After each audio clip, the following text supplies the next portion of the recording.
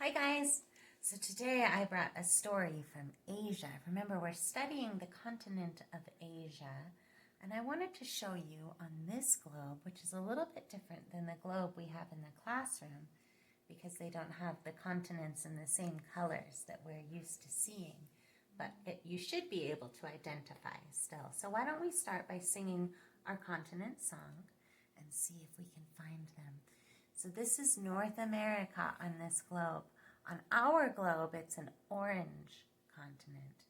Down here is South America, and you guys are used to seeing it pink, but sometimes it's good to look at globes and different kinds of globes and see if you can still recognize the landforms and the water forms. So let's begin by singing. North America, South America, Africa, Asia, Europe. Don't forget Australia, don't forget Antarctica.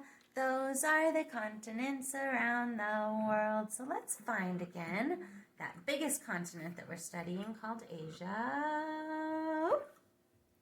All right, so we've learned a lot about the country of China, and we've learned a lot about the country of India, and we've learned some about the country of Japan, and we've even learned some about the country of Nepal. And today, we're going to talk about a country called Vietnam. And Vietnam touches China, and it touches the Pacific Ocean, and it's this long blue country right here. I'm going to read you a story that comes from the country of Vietnam. Can you guys say Vietnam? So this story, it's a very big book.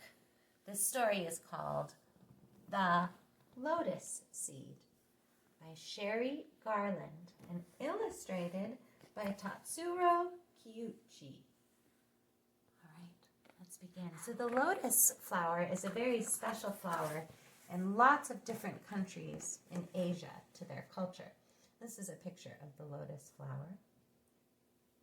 And this book is called The Lotus Seed. There's another picture of the lotus.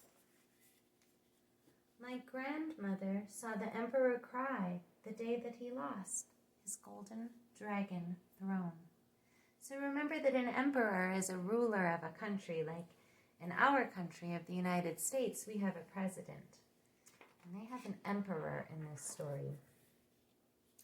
She wanted something to remember him by, so she snuck down to the silent palace near the river of perfumes, and she plucked a seed from a lotus pod that rattled in the imperial garden. She hid the seed in a special place under the family altar, wrapped in a piece of silk from the ao dai that she wore that day. So an ao dai is a piece of Vietnamese clothing that they wear over pants. It's kind of like a dress and kind of like a shirt. Whenever she felt sad or lonely, she took out the seed and thought of the brave young emperor. And when she married a young man chosen by her parents, she carried the seed inside her pocket for good luck, long life, and many children. When her husband marched off to war, she raised her children all alone. One day, bombs fell all around and soldiers clamored door to door. She took the time to grab the seed, but left her mother of pearl hair combs lying on the floor.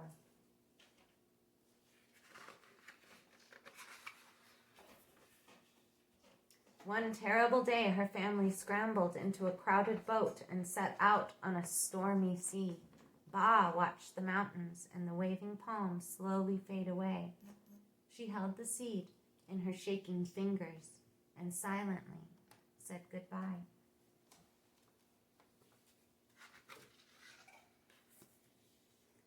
She arrived in a strange new land with blinking lights and speeding cars and towering buildings that scraped the sky, and a language that she didn't understand.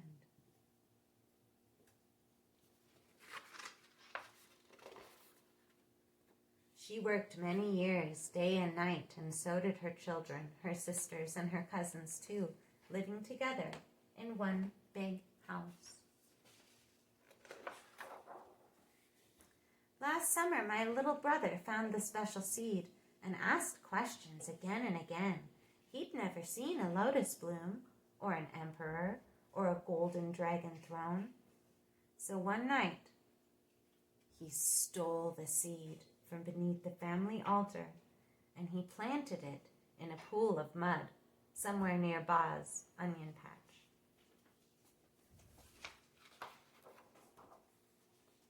Ba cried and cried when she found out that the seed was gone.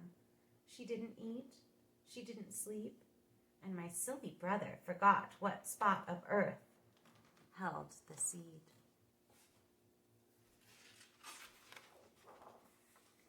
Then one day in spring, my grandmother shouted, and we all ran into the garden, and we saw a beautiful pink lotus unfurling its petals so creamy and soft.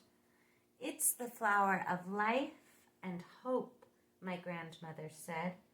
No matter how ugly the mud or how long the seed lies dormant, the bloom will be beautiful. It is the flower of my country.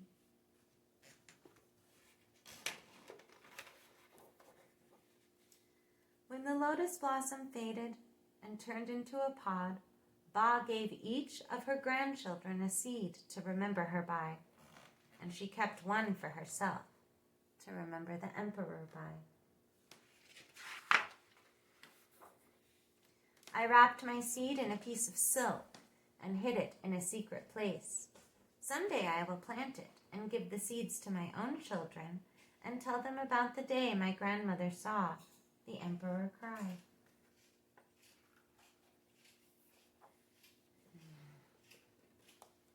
Thanks, friends.